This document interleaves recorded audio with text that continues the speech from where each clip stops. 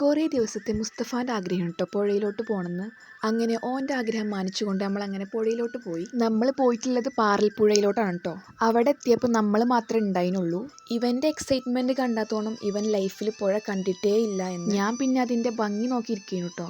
ഇവൻ്റെ കാട്ടിക്കൂട്ടൽ കണ്ടാത്തോന്നും ഇവൻക്ക് സ്വിമ്മിങ്ങിൽ ഭയങ്കര കഴിവാണെന്ന്.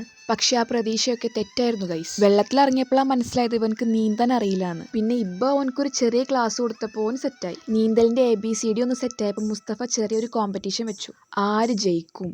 അവസാനം കള്ളക്കളി കളിച്ചതുകൊണ്ട് തന്നെ വിന്നർ ഈസ് മുസ്തഫ തന്നെ ആയിരുന്നു.